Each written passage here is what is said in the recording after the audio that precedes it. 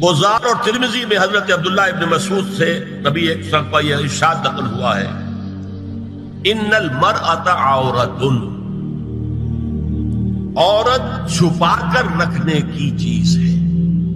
ان المرأۃ عورۃ فاذا خرجت، جب وہ گھر سے نکلتی ہے، استشرفها شیطان، اب شیطان جو ہے اس کو تاک میں رکھتا ہے۔ واقرب ما تکون بروحۃ ربها وهي في قعر بیتها، وہ اپنے رب کی رحمت سے قریب ترین ہوتی ہے جبکہ اپنے گھر کے بھی کسی اندرونی حصے۔ اسی لیے فرمایا مردوں کے لیے مسجد میں نماز افضل 28 گنا، اور عورت کے لیے گھر کی نماز مسجد سے افضل، گھر کے صحن کی مسجد سے افضل، دالان کی صحن سے افضل، کمرے میں اس سے افضل، اور کمرے کی کوئی بغلی کوٹھڑی ہے تو اس میں سب سے افضل۔ یہ احادیث نبی اکرم۔ عبداللہ ابن احمد ابن حنبل نے زوائد الزہد میں اور ابن ابی شیبہ نے، ابن سعد نے اپنی کتابوں میں مسروق کی روایت نقل کی ہے کہ حضرت عائشہ جب تلاوت قرآن کرتے ہوئے اس آیت پر پہنچتی تھی وَقَرْنَ فِي بُيُوتِكُنَّ، تو بے اختیار رو پڑتی تھی۔ قرآن کہتا ہے اپنے گھروں میں رہو۔ حضرت عائشہ نے شہادت عثمان کے بعد باہر نکل کر لشکر کی قیادت کی، پھر ساری عمر افسوس تھا کہ میں نے غلط کیا۔ حافظ ابو بکر بزار حضرت انس سے روایت کرتے ہیں کہ عورتوں نے حضور سے عرض کیا کہ ساری فضیلت تو مرد لوٹ کے لے گئے، وہ جہاد کرتے ہیں اور خدا کی راہ میں بڑے بڑے کام کرتے ہیں، ہم کیا عمل کریں کہ ہمیں بھی مجاہدین کے برابر اجر مل سکے؟ جواب میں آپ نے فرمایا من قعدت منکن فی بیتہا فإنہا تدرک عمل المجاہدین، تم میں سے جو شخص اپنے گھر میں بیٹھی رہے گی وہ مجاہدین کا اجر حاصل کرے۔ یہ ایک ہوا کا رخ ہے، بتایا جا رہا ہے، یہ نظام ہے جس کو اس شکل میں دیا جا رہا ہے۔ اب آئیے سورہ نور کی طرف۔ یا ایھا الذین آمنوا لا تدخلوا بیوتا غیر بیوتکم حتی تستأنسوا وتسلموا علی اہلہا ذالکم خیر لکم لعلکم تذکرون۔ اہل ایمان مت ہرگز مت داخل ہو اپنے گھروں کے علاوہ کسی اور گھر میں جب تک کہ تم ان کے ساتھ مانوس نہ ہو جاؤ، اذن نہ لے لو، ان پر سلام نہ کرو، یہی تمہارے لیے خیر بہتر ہے۔ اس کے بعد تفصیل آئی ہے، اس میں میں اس وقت نہیں جا رہا۔ اور جو لوگ اس پر عمل نہیں کرتے ان کے بارے میں قرآن مجید کیا کچھ، حضور کیا کچھ فرما رہے ہیں یہ آپ سن لیجیے، بہت سخت احکام۔ عن ابی ہریرہ رضی اللہ عنہ ان رسول اللہ صلی اللہ علیہ وسلم قال لو ان امرأ اطلع عليك بغیر اذن فخذفته بحشاة ففقعت عینه ما كان عليك من جناح، متفق علیہ، بخاری اور مسلم دونوں کی۔ اگر کوئی شخص تمہارے گھر میں بغیر اجازت کے داخل ہو جائے اور تم اس کی سزا کے طور پر اس پر کنکریاں پھینکو اور اس کی آنکھ پھوٹ جائے کنکری سے، تو تم پر کوئی گناہ نہیں۔ بغیر اجازت کے گھر میں آ گیا ہے، بغیر اذن کے، بغیر استئذان کے کنکریاں مارو اور کنکری سے آنکھ پھوٹ جائے، فما کان علیک من جناح، کوئی حرج نہیں۔ اب آ رہی ہے اصل آیت، قل للمؤمنین یغضوا من ابصارهم ویحفظوا فروجهم ذلک ازکی لهم ان اللہ خبیر ما یصنعون۔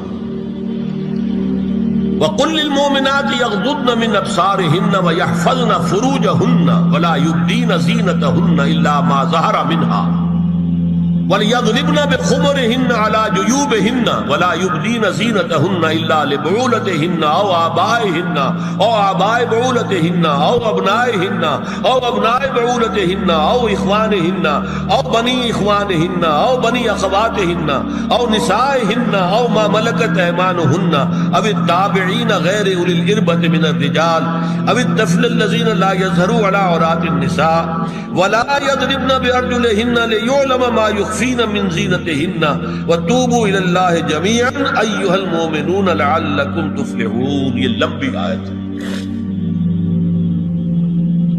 اہل ایمان، اے نبی کہہ دیجئے اہل ایمان مردوں سے اپنی نگاہیں نیچی رکھا کریں اور اپنی شرمگاہوں کی حفاظت کریں،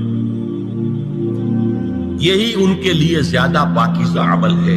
ان اللہ خبیر بما یصنعون، اور جو کچھ وہ کر رہے ہیں اللہ اس سے واقف ہے۔ وَقُلْ لِلْمُؤْمِنَاتِ يَغْضُضْنَ مِنْ أَبْصَارِهِنَّ، اور مومن عورتوں سے بھی کہہ دیجئے کہ وہ اپنی نگاہیں جو ہے نیچی رکھا کریں، وَيَحْفَظْنَ فُرُوجَهُنَّ، اپنی شرمگاہوں کی حفاظت کریں، وَلَا يُبْدِينَ زِينَتَهُنَّ إِلَّا مَا ظَهَرَ مِنْهَا، اور اپنی زینت کو ظاہر نہ کیا کریں سوائے اس کے کہ جو بالکل ظاہر ہو جائے۔ قُلْ لِلْمُؤْمِنِينَ يَغُضُّوا مِنْ أَبْصَارِهِمْ وَيَحْفَظُوا فُرُوجَهُمْ ذَلِكَ أَزْكَىٰ لَهُمْ إِنَّ اللَّهَ خَبِيرٌ بِمَا يَصْنَعُونَ۔ نوٹ کر لیجئے کہ یہ کہاں ہو رہا ہے؟ گھر میں داخلے کے بعد، گھر میں داخلہ اجازت سے، اور داخلہ ہوگا صرف محرموں کا، گھر کے اندر جو ہے وہ نامحرم تو نہیں آئے گا، یہ میں آگے بیان کر رہا ہوں۔ وَقُلْ لِلْمُؤْمِنَاتِ يَغْضُضْنَ مِنْ أَبْصَارِهِنَّ وَيَحْفَظْنَ مِنْ فُرُوجِهِنَّ، اور کہہ دیجئے مومن عورتوں سے بھی کہ وہ بھی اپنی نگاہیں جھکا کر رکھیں اور اپنی شرمگاہوں کی حفاظت کریں۔ وَلَا يُبْدِينَ زِينَتَهُنَّ إِلَّا مَا ظَهَرَ مِنْهَا، محرموں سے پردہ کیا ہے؟ محرموں سے، اس کا نام ستر ہے۔ عورت کا پورا جسم ستر ہے سوائے چہرے کی ٹکیا اور یہ ہاتھ اور یہ پاؤں، بس۔ کیا مطلب ہے؟ بھائی بھی نہیں دیکھ سکتا بہن کے جسم کا کوئی اور حصہ، باپ بھی نہیں دیکھ سکتا بیٹی کے جسم کا کوئی حصہ، یہ ستر ہے، ستر محرموں سے پردہ ہے۔ وَلْيَضْرِبْنَ، شخص جو دجال ہوگا اس کے بارے میں بھی ایک تو بالکل متفق علیہ چیزیں ہیں۔ نمبر ایک کہ وہ شخص ہے، قطعی ہے، یقینی ہے، اس کا حلیہ بھی حضور صلی اللہ علیہ وسلم نے احادیث کے اندر بیان کیا ہے۔ دوسری بات یہ کہ اس کے ہاتھ میں قوانین قدرت، گویا کہ تسخیر کائنات، گویا کہ نقطۂ عروج کو پہنچ چکی ہے، تمام اختیارات الہی تقریباً اس کے ہاتھ میں آ چکے ہوں۔